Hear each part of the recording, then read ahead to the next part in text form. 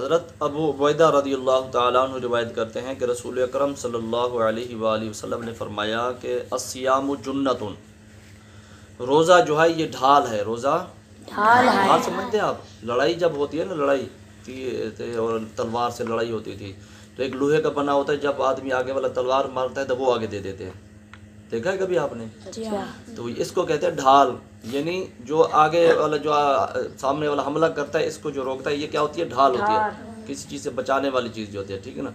ये रोज़ा भी जहन्नम में जाने से क्या बन जाएगा? ढाल बन जाएगा, ठीक है ना। तो रसूल अकरम सल्लल्लाहु अलैहि वसल्लम फरमाया कि रोज़ा जो है ये क्या है? ढाल है। मालम यखरी कहा, जब तक ये इसको फाड़ा ना जाए, जब तक इसको फाड़ा ना जाए। ये किससे पड़ता है? रसूल अकरम सल्लल्लाहु अलैहि वसल्लम से पूछा गया, या रसूलुल्लाह सल्लल्लाहु अलैहि वसल्लम, रोज़ा किस चीज़ से फट जाएगा? रोज़ा किस चीज़ से फट जाएगा? रसूल अकरम सल्लल्लाहु अलैहि वसल्लम ने फरमाया कि रोज़ा जो है झूठ और गीबत से फट जाता है। झूठ और गीबत से फट जाता है रोज़ा।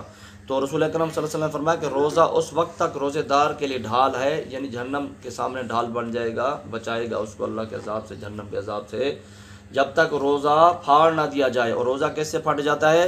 झूठ से और गीबत से।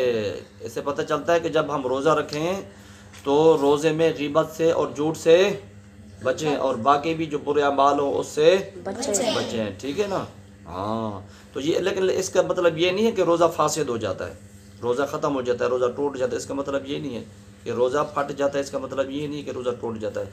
इसका मतलब ये है कि इसकी रोज़े की नूरानियत चली जाती है, रोज़े का सवाब चला जाता है, रोज़े का सवाब कम हो जाता है या ख़त्म हो जाता है।